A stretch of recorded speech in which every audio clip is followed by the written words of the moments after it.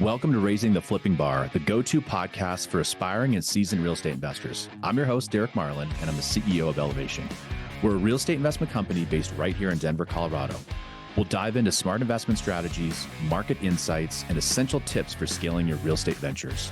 Whether you're making your first investment or your 100th investment, this podcast is your blueprint for success in the ever-evolving world of real estate investing. Get ready to elevate your real estate game and begin your journey with me. Hey, everybody. Welcome back to another episode of Raising the Flipping Bar. I'm your host, Derek Marlin, and I'm really excited to have one of our friends of the show back. Today's episode is going to be called Turning Obstacles into Opportunities. We're going to dive into a bunch of different, very timely topics. We're recording in the middle of March. It's with the NAR, the National Association of Realtors Settlement and Lawsuit. So the person I want to welcome is Mr. Doug Slaybaugh with the CPA Coach, now three-time repeat, the number one ranked guest. When do I get my jacket? On Raising the Flipping Bar, when you become in the Five Timers Club. I have the Five Timers Club. Yeah, like Saturday Night Live. We'll get you a velvet jacket. So Doug, welcome to the show. You said it live, so that means it's happening. That's right. 100% the velvet jacket. So cool. Thanks for being here, man. Of course. It's good to be back. Absolutely. I know there are a couple people that haven't maybe heard your first two episodes.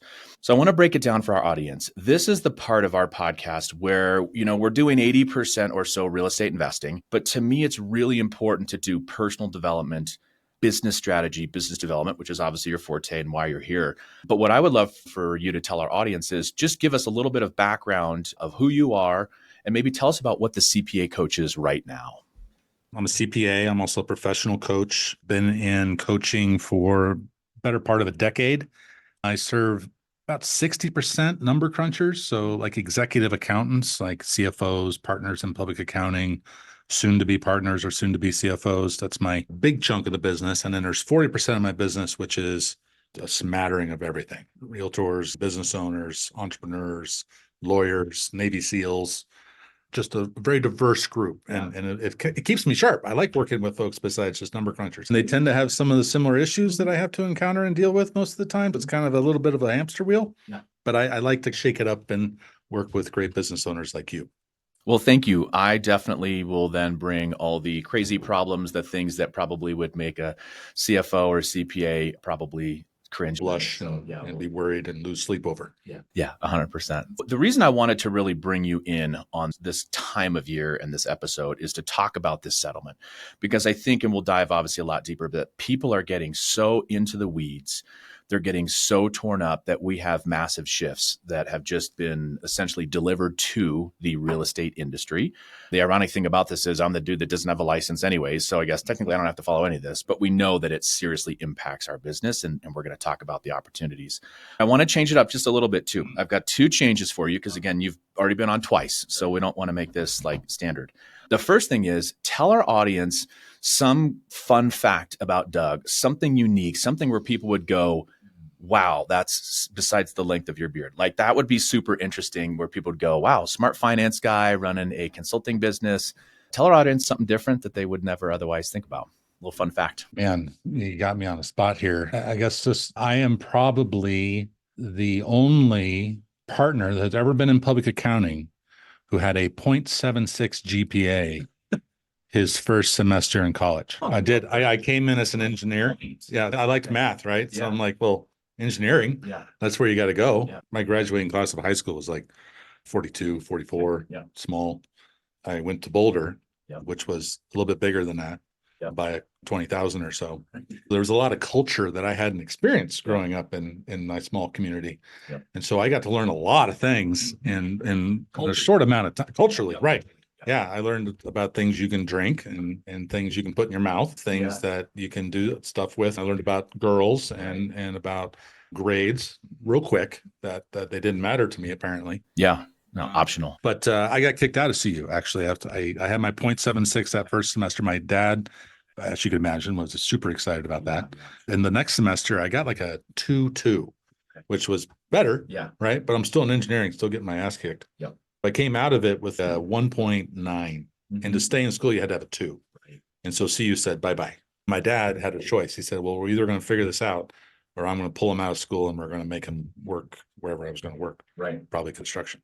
My dentist, of all people, convinced my dad to say, hey, listen, he fucked up. He knows it. Yeah. Right. Like, you can just look at him. Like, Yeah, I was yeah. definitely in my humble mode. Yeah. He said, give him a shot. So I took summer classes. I had a buddy I met freshman year wait for me. I came back to school that sophomore year. So I actually am a 5-year college student without a master's. Yeah. I came back and I went into business and I went into accounting and I got myself right. I still came out with a horrible GPA, but I was able to have a really great story behind it. I met all of my best friends that sophomore year. And if I had done well, I wouldn't have met this group of people that I've spent my entire life with. There's some gifts that came along with it. I'd say that's a big one. That's a good one. That's a really good one. We had a parallel path because I also did, we called it a super senior year. That's a 5th year in college with, you're right, not advanced degrees in the mix. I changed my major 4 times. I had a similar experience actually where mine was first semester of my sophomore year. I did actually decently my freshman year. I ended up joining a fraternity and also learned about all of those fun opportunities in college and met my lovely wife as well. Sadly ran into accounting and I bombed accounting badly, which is why we work with a fractional CFO, why we work with you. I have got really good bookkeepers. So maybe another takeaway is sometimes you just can't cure things that just don't jive with you. I have a better understanding of how to run a business now, but purely accounting, I still despise it. Trying to figure it out. I think I was a 1.9. And then, yeah, my folks were out of their mind because they're paying for out-of-state tuition. I was living in Texas at the time. And so my dad gave me the monster ultimatum. He said, you can either come back home and you can go to junior college in Texas. And if you go back and fuck up, then that's fine. We'll figure it out. Or you can need to get a minimum of a 3.5 or you can never go back. And I just met Ann. And so I was like, all right, well, it's go time. So yeah, crushed it, was in the library all the time and got a 3.7. And still the same thing. I barely graduated with above a 3.0 at Montana State University, also known as the Harvard of the West. I think that's maybe a takeaway that everybody should listen to, which is if you want to, in my opinion, go in some very advanced degree, be probably a doctor, a lawyer, or an engineer, then probably grades are a little more important. But I completely agree and attest I wouldn't be where I am today without those friendships that I made, those insane problem-solving skills, figuring life out, becoming a really good salesperson and bail myself out of things that I can't talk about on the podcast. I think it's a huge testament to what I think we can maybe create today. Well, unintentionally, where we've landed is both you and I have faced adversity in various forms, whether it was from grades or in business or relationships or whatever it may be. And we found a way through. So as we start talking about the NAR and the settlements and what it means for this industry, I think we lean into those moments where we faced adversity and what we did and how we made it through. Because there is a plan and there is a way. I think that's ultimately where we're going to play today. Yeah, I think that's 100% right. I'm going to throw out a couple stats, which again, as I kind of face our audience, there's a ton of uncertainty. There is a settlement with the National Association of Realtors that they are settling on, I believe it was a $1.5 billion lawsuit brought up by some attorneys in the state of Missouri, settled for $418 million. What really at the crux is, again, from my understanding, we're going to put tons of disclaimers out there. Dumb sales guy talking. It's obviously not a lawyer, not a CPA, not even a licensed real estate agent, actually, but obviously run a team of licensed real estate agents. My wife is an agent, but essentially they were saying that the MLS, sellers putting out there a specific commission, that sellers were essentially forced to pay those commissions and they felt like they got screwed and buyers didn't have the right representation. In other states, in Colorado, the other thing I want to set the stage is it's always been negotiable. From day one, when we started doing deals in 2015, it's completely negotiable. I mean, really, that's why we have our cash offer solution. There's a lot of things going on. I think Colorado is a little bit different, but to me, this is really a huge opportunity. So I just wanted to set the stage for our audience on some key points of what's going on with this lawsuit. And then really timeline wise, to put it into context, we're in March of 2024. There's probably a bunch of extra legal fighting that's going to go on and everything gets ratified in July of 2024. So what we're trying to figure out is kind of the topic of this episode is obstacles into opportunities. Maybe you can talk a little bit about just some of what your clients are going through, or whether it's industry shifts or just big shakeups where things come down and look like it's an absolute shit show, but things might turn out to actually be fairly decent if you look at it through the right lens. I have become a student of the decision-making process, of the opportunity identifying process. And if I get too caught up in what the NAR settled on or what agents are going to do, I lose my edge to really look at this from an informed perspective. And I get to choose my perspective. I pulled something off my printer this morning that I brought with me. I wanted to share with you. So my son is in, they don't call it social studies, but we'll just call it social studies. He had me print this off this morning in preparation for a test. And he's studying Asia and some of the religions, some of the beliefs, some of the culture. And randomly, knowing that I was going to come see you, I just grabbed this thing and started reading through it randomly. Yeah. There's in Buddhism, there is the four truths, and they are key to a Buddhist understanding of suffering. There is the truth to suffering, the truth to the cause of suffering, the truth of the end of suffering, and the truth of the path that leads to the end of suffering. Okay, so let's bring that into focus here, because I know that's a lot of truths, a lot of suffering too, right? But I think that's what a lot of agents are probably feeling right now, is at some degree, some suffering. Like, this is going to hurt. This is going to suck. I'm going to lose my 3% or my 6, or I don't know what I'm going to get out of this. So there's some suffering that's being felt, manufactured. There's some fear mongering going on. But anyway, let's look at this. So the truth to the suffering. Well, there's been a settlement. Right now, to your point, we're in March. It's not going to be finalized till July. So we're not entirely sure exactly what the truth is going to be, because I'm sure it's going to be massaged between now and then. The truth to the cause of suffering. Well, there was a lawsuit. There were some people that felt that they were being unfairly treated in the marketplace. It wasn't competitive. And so that's what caused the suffering. Now we have this change, and we're going to lose potentially our commission. The truth of the end of suffering. Now, what's the end of the suffering? Well, we're going to make it through. We're going to figure it out. Something's going to show up. We're going to find a way. Like, the truth to the end of the suffering is that we'll figure it out.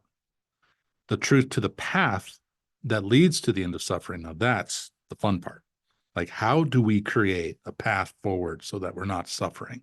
How do we look at this like an opportunity rather than a pain point, or I need to quit, or I need to find a brand new way to do business? So thank you, son, for bringing this into this conversation today. But that's what I felt after talking to you, after reading this, after seeing, is like, there's some suffering being felt out there by these agents that, especially on the buyer side, they're not guaranteed their 3% anymore. They're going to have to negotiate. They're going to sign a piece of paper, which, to your point, in Colorado, they always have. But elsewhere, they've never had to do that before. They were just given it. And so they're freaking out. They're suffering. But there is a path forward through this suffering. So how do you get there? Yeah, no, that's actually really well said. I think that something that's really interesting about that is you've got philosophy, you've got religion, you've got whatever that is from a 30,000 foot perspective that we all need to look at internally to see how can we really go around these obstacles. I think the other thing that people really need to think about is the people they're associating themselves with and the leadership. From a brokerage standpoint, a lot of times you've got, whether it's somebody with the Remax logo on their card, or a Keller Williams, or our team has the XP, there's leaders that I think people need to absolutely lean into, but you have to take it upon yourself to really, pull yourself out of what this might be. So maybe if you've got any thoughts on, from a leadership perspective, whether maybe somebody is a leader and how do they lead their teams, or if somebody's maybe more of a solo person, some things of what they might want to lean back onto and get a little solace in. As a leader, you can choose your perspective. You can choose to look at this as an opportunity. You can choose to look at this as the worst thing that's ever happened. You can choose to look at this as, this is the moment where I need to change professions. You can choose your perspective on how you look at this. I think right now, there's probably quite a few that are looking at this from that suffering mindset. I'm just going to feel this pain. I'm going to feel sorry for myself. I'm going to think about how I'm not going to be able to make payments in August. Yeah. I'm going to think about how I'm going to lose all my clients. Like, they can choose that, but what's the benefit of that? There isn't much, right? I brought a book here that I wanted to share, and it's called The 6 Thinking Hats. There are a few perspectives that it tees up for you to look at any situation. So there's 6 hats. The white hat, which is neutral and objective. It's concerned only with facts and figures. There's the red hat, which is the emotional view, which is I'm fired up about this, I'm pissed about this, I'm worried about this. There's the black hat, which is careful and cautious, the devil's advocate hat. Like, let's proceed carefully into this. Let's really be strategic about it. There's the yellow hat, which is sunny and positive. Like, we're going to make this work. This is going to be the best thing that's ever happened to us. There's the green hat, which is associated with fertile growth, creativity, and new ideas. So it's like the innovator. Like, how can we take this and turn it into something that's never been done before? And then there's the blue hat, which is cool, the color of the sky. Above everything else, it's about organizing and being put together. So if you chose to wear one of these hats and looked at this situation, you would see different paths forward in each of them, most likely positive and in your favor, if you so choose. So the leaders out there right now, they have to check in to see, which hat am I wearing? And what happens if I change that hat? How can I look at this from a way that this is the best thing that's ever happened? Because all of a sudden I can start being a competitive agent for the buyers. I can start giving the best service they've ever seen, or I can start charging for every single thing that I do. For every single time I go into a home, I can charge $1,000. Like, that sounds obscene, but they could. Yeah. Every time I talk to them on the phone about what they're looking for and what's going on, I can have some sort of a fee for that. If I'm thinking about them at home and looking online, I can charge an hourly rate for that. Like, there's ways to look at this in very positive lights. And I've been talking too much, so I'm going to shut up. So we're going to take a quick break and tell you about the next Elevation Academy. If you're looking to dive deep into real estate investing, this is definitely the event for you. Our academy features over a 100-step process to help you navigate every single thing from market analysis all the way down to every aspect of project management. So this is tailored for both beginners and seasoned investors. And our one-day intensive training will equip you with the strategies and insights needed to elevate your real estate investing game. Spots are definitely limited, so click on the link below in the show notes to sign up and transform your approach to real estate investment. Okay, let's get back to the episode. No, I really like that, because for me, it's all about, and there's that saying like, oh, especially small business owners, we all wear lots of hats. Some of that is probably out of necessity, that you need to do accounting on this day and sales on this day and leadership and culture on that day. But almost within a day, or especially from a leadership perspective, yeah, you really should think about maybe, where does your best skill set lie? Which hat should you wear? But also, there's probably some things that might make you uncomfortable, but you should probably think about putting on some new hats. Ideally, hopefully your team is open to wearing some different hats and thinking about things differently, because it should be an opportunity. It's going to suck for a while, but you'll get there. But the beauty is just being able to step back and say, I can change my hat. I don't have to be stuck wearing this pissed off hat or this suffering hat. Like, I can choose to look at this like, this is the best thing that's ever happened. In that perspective, what does that mean? Well, it means there's just new ways to earn. There's new ways to charge. I might be able to get rid of some of the riffraff that came out of COVID. All the folks that went in to become agents during COVID now, like, they're the ones maybe that are really having a hard time because they're not settled in this. They're maybe not even serious about this. And maybe they should be out of it. Maybe this is exactly what needs to happen in the evolution of the agent. I digress. Yep. So you and I have talked about something a couple of times called the Stockdale paradox. Yep. And I'll walk us through that. So the Stockdale paradox, this guy, James Stockdale, I think is his name, was shot down in Vietnam, and he got captured and went to a POW camp. And it was horrible, as you could imagine. He was in there for 7 years in a POW camp. And after that, he got out, he got rescued, he got back to the United States. They started interviewing him, how to go. And he was like, well, how do you think it went? And a lot of people didn't make it out. They died. And so they were very curious to know what it was like being in this camp and what happened to the ones that died. And so they asked him, Stockdale, what happened to the ones that died? And he said, they died of a broken heart. So now, hearing that, you're like, that's weird. Like, did that happen? Like, you can actually die of a broken heart? But what he was really saying is that all they had was hope. All they had was hope it was going to get better. They sat there and they waited to get rescued. They waited and waited, and Christmas came and went, and they didn't get rescued. And Easter came, and the helicopter and Rambo didn't swoop in and save the day. There was no one there. And so that hope slowly, because that's all they had, started to slip. Then they stopped eating, they stopped walking, they stopped taking care of themselves, and they ended up dying. Yeah. They're done. Well, that's a horrible story, Stockdale. How did you survive? So, well, I had hope too. I wanted to get rescued. I wanted to be pulled up into the ladder and into the helicopter and taken home. But I also learned I had to deal with the harshness of my reality. I had to deal with the fact that I was in a POW camp. I had to deal with the fact that they were going to torture me. I had to come up with rules. If I'm being tortured for 5 minutes, I'll say my full name. If it goes on for another couple of minutes, I'll say my rank. If it goes on for a couple more minutes, I'll say what state I grew up in. So he had rules on, and he shared this with some of his troops in the POW camp, those rules. They learned to communicate, drawing lines in the dirt. They did little workout regimens. They learned how to communicate to one another. They learned how to survive in this harsh reality. And that is where we're at on this NAR thing. We can have hope that July will come and everything will get worked out and all be fine. Don't worry about it. Let's just see what happens. Or you can recognize the harsh reality. Things are going to change. I need to be ready for that change. I need to deal with it now, the harshness of what this could be, and start planning for it and maneuvering so that when it comes, I'm ready and I'll deal with whatever it is because I'm still going to be in this business. I'm still going to be an agent. I'm still going to have hope that this goes really well, but I'm not going to ignore the harshness of it. I think that's really, really great perspective. And what you just really triggered for me is I know that we do a lot of strategic planning. We obviously work together on a monthly basis, and you come in and help coach up our team. I think you took us through an amazing exercise when we were doing 2024 launch planning. And everybody has their goals and everybody puts together the rah-rah, no matter how great a leader I think I am or how great a speech I can give. At the end of the day, what I love that you brought up is we made a list of do not do. And what we brought up is a specific list of things that we should not be doing, because if you do those things, you're going to get yourself off track.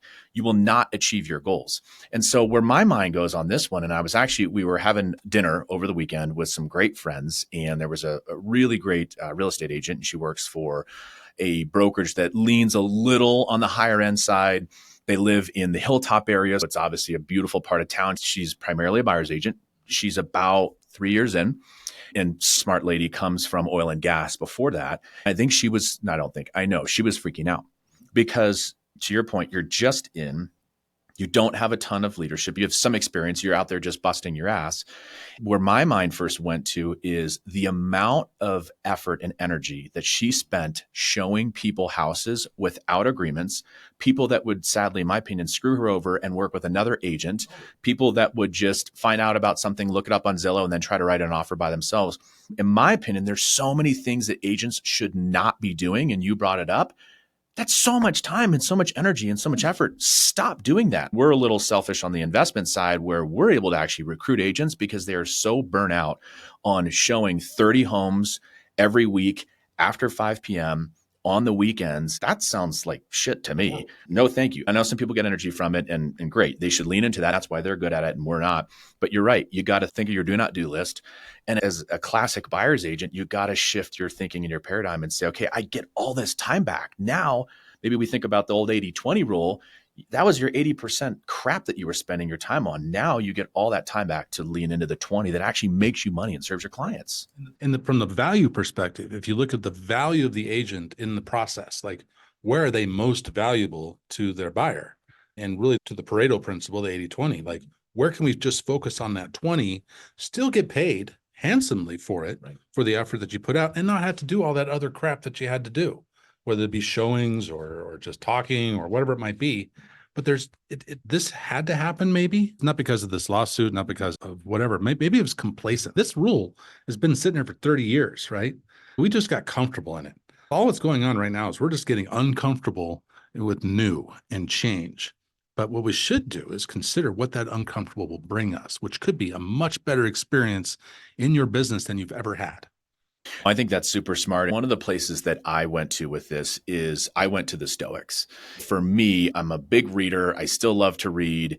And I'm going to read a quote because you brought it up with the Stockdale Paradox. There's a book called Man's Search for Meaning, and it's by Viktor Frankl. Really, at the end of the day, these are things that people went through some serious shit and they came out the other side, whether they're a prisoner of war or with Viktor Frankl, obviously a prisoner of war as well in World War II. He was a doctor. And if you have not read this book, read Man's Search for Meaning. It will absolutely blow your mind. When my kids get old enough, when they are on the latter half of their high school career, I'm having them read this book because anytime you think your life sucks or something is bad, you know what? You didn't go through the Holocaust.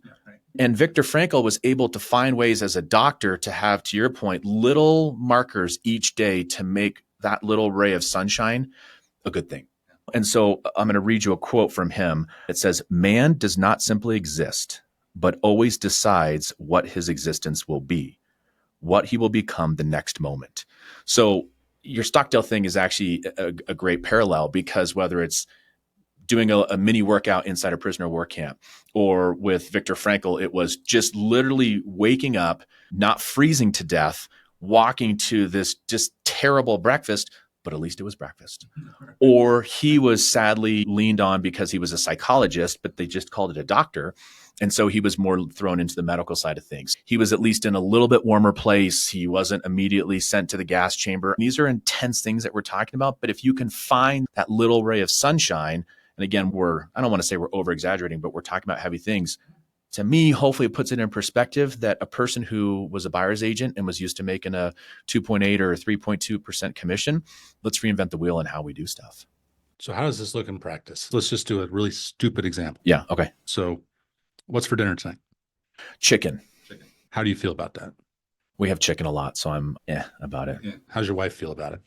That's a good question. I typically cook, so she's probably excited that hopefully I'm cooking something, but reality is she's probably like, chicken. How's your wife feel about it? Oh, they're definitely not pumped. No. Yeah.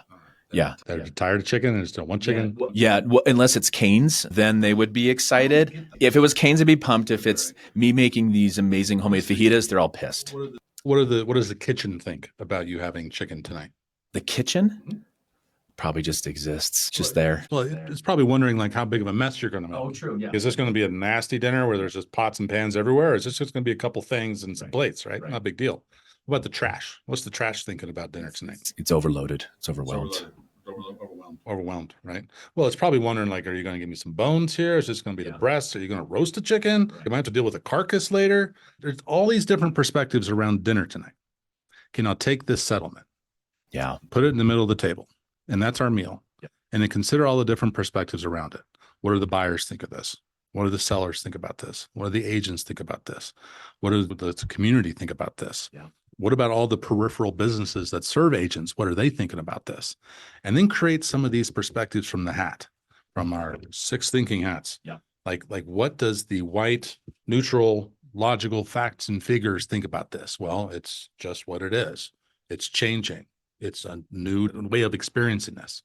What does the red hat think? Well, I'm pissed. I'm suffering. This is going to suck. What does the black hat think? Well, let's just wait and see. Let's wait and see what happens. And then there's the yellow hat, sunny and positive. What does it think? It thinks this is innovation. This is new. This is my chance to make more money than I've ever made ever. This is it. I can't wait. And I'm going to be one of those early adopters or innovators on the curve. And I'm not going to be a laggard. I'm not going to be an early majority. I'm not going to wait until the other side of the curve. I'm going to get in this and get in it fast. So I'm seen as the best agent so that buyers are coming to me and paying whatever. Yeah. Because I'm the best, because I've got this suite of services that I offer that no one else can. And they're going to see the value in me, and they're going to pay more than 3% for me to work with them. Well, and what I like that you just made me think about is people gaining market share too. I nerd out on marketing because I came from that background, especially advertising. So I was driving in yesterday. So settlement came down on Friday the 15th. We're recording this under a week later. We wanted to immediately get out this content. So we had maybe a different topic scheduled, but I thought, let's talk about this. I'm going to record an episode actually next that's going to be more like nitty gritty strategies of how people can hopefully make money from this. But what I really loved is there was a person that advertised on sports radio, and you could tell they did a great job because I'd never heard it before. I've listened to sports radio a bunch, and it was all about them pitching themselves as the buyer's agent and the best discount broker at full service. He was pitching giving a 50% rebate back to his clients. Never heard that before. Never heard the person's brokerage on there. So the other thing I'm thinking about is I want to reach out to this person. I want to get to know them, and I want to do business with that person. So it's not only just what you are doing as an individual agent, talk to other people, surround yourself with other innovators. Do not get sucked down in the woe is me, because I've been on a couple of mastermind calls and I quickly stop those. This is where I'm that asshole investor and not agent. It's people that I'm just going to call the way that it is. They've been in the business a long time. In my opinion, it's been a bit of a gravy train, and they're just down in the muck. It's like, don't mastermind with those people. Don't hang out with those people. Find the person who comes up with some innovative solution, or you drive down the street and you see a new open house sign or whatever it is. Just find a different community, because it's going to matter. My wife sent a video to my son a couple weeks ago, and it was just this college kid talking about time management. He said, okay, so here's the thing I wish I knew when I was a freshman. The kid's a senior by now. He said, I wish I knew that on Monday, when I had an assignment that I knew that was due on Friday, that I would just do it. Right. And you're like, well, yeah, of course. Yeah. It's a real brilliant time management strategy there. Don't procrastinate. But then he went on to describe it. He said, okay, so if I didn't do it on Monday, guess what happened on Tuesday? I would worry about it. I'd have anxiety. It'd be in the back of my mind. Wednesday came around and it started to get a little heavier, and I still wasn't doing it, but I was still worried about it.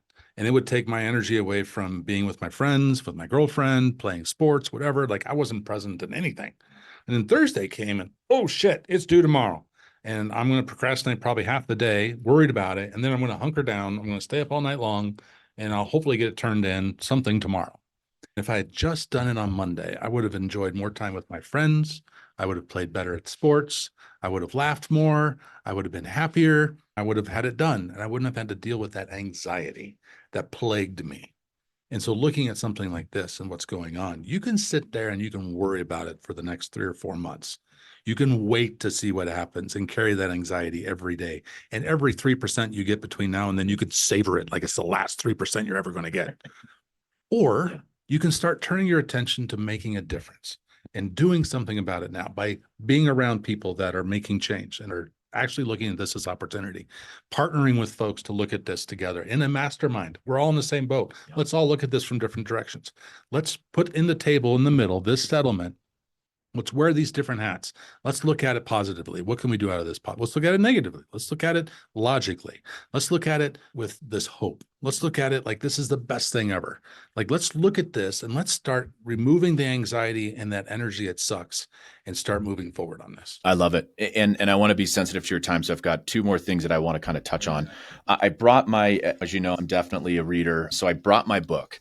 And this is hands down one of my most favorite books. And it obviously is called The Obstacle is the Way. And the book is by Ryan Holiday. But the quote is actually Marcus Aurelius, and obviously one of the best Stoics, one of the best Roman leaders. My mind goes to two places. One, 100% read this book. And actually, let's do this. If for people that engage in this podcast, for people that reach out to us, whether it's emails, DMs, calls, emails, whatever, let us know and we'll give this book away. Hands down, one of the best books. And it's actually a trilogy of 3 different books written by Ryan Holiday. But what I love about that is I actually was fortunate enough that I've been to Rome before, and I've been in the Colosseum, and I've been in the Parthenon. Actually, that's Greece. I'm blanking on the name, but it was where the Roman emperors lived, and it was up on this really beautiful hill. And you saw 3 different levels of civilization. It goes back to that saying that Rome wasn't built in a day. And so there were 3 massive changes within civilization, and you can see it, but also it got buried. And then people had to build it again. It got buried a second time, and then they had to build it again for a third time. Then it got taken over by the Nazis. There was obviously a lot of stuff that went down. But to me, this sounds crazy, but the obstacle is the way. So to your point, maybe somebody probably shouldn't be a real estate agent anyways. And maybe their passion was finance, or their passion is music, or whatever else. Push you back into that. Maybe we thin the herd a little bit. And now people that were just getting things going, they can hopefully dominate their industry. So to me, the obstacle is the way. I don't know if you've got anything where that strikes you, or stoicism or whatever. But again, I think these philosophers really nail this. Well, for me, what comes up for you saying that, if this prevents you from moving forward, you didn't have a vision.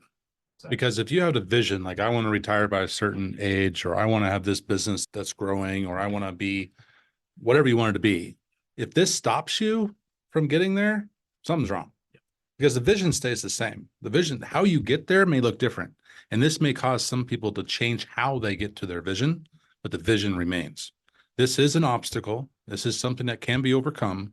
If you are truly passionate about getting where you want to go, your vision, find a different way.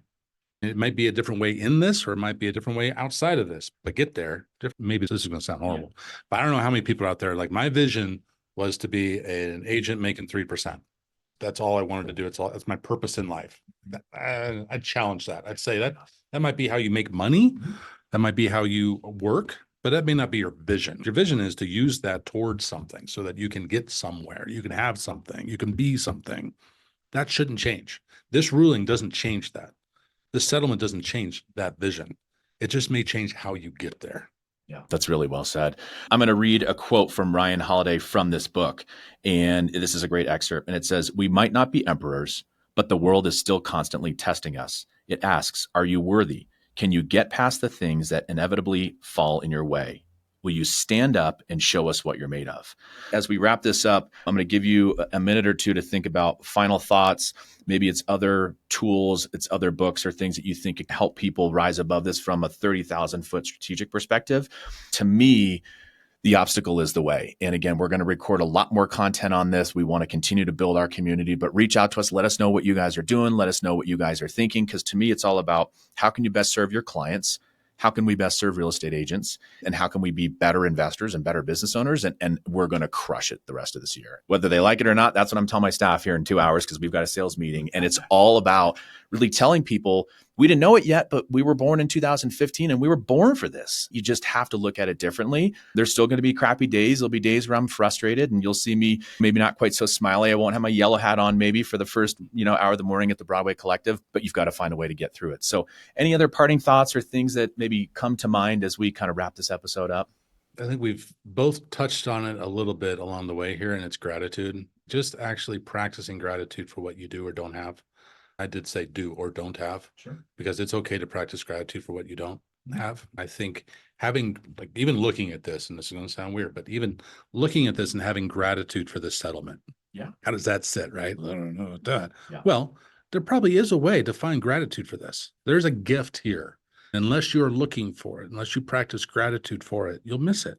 I think the book that I brought, The Six Thinking Hats, I think that book in perspective was a very intentional read that I brought today. I wouldn't cloud it with anything else, because I think there are perspectives you can choose in any situation, whether you get a 0.76 in college or a 1.9, and you can choose to look at that as that's the end, and I need to leave. I'm not cut out for college, and I'm not going to do this anymore. And you can end up doing something else, but I wouldn't be sitting here if I looked at it that way.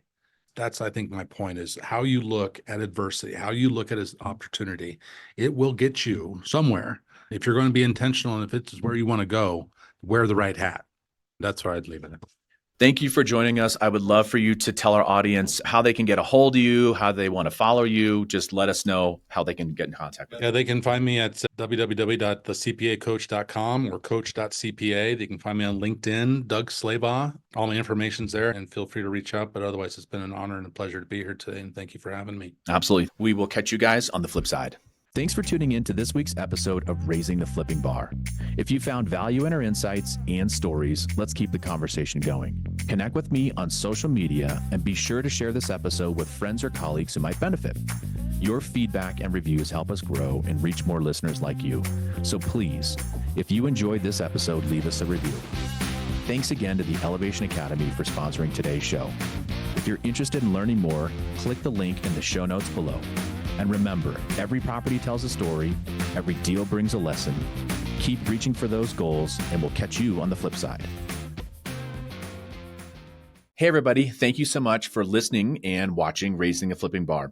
Just a basic overall disclaimer is that A, this is not legal advice. B, this is not tax advice. C, this is not financial advice. I hope you get the gist, but I'm obviously not a lawyer, not a CPA. Hell, I'm not even a real estate agent, actually. But in general, we hope you get a ton of value out of this, but there is a bit of a disclaimer. Please consult a professional if you have any questions whatsoever, and thanks for tuning in.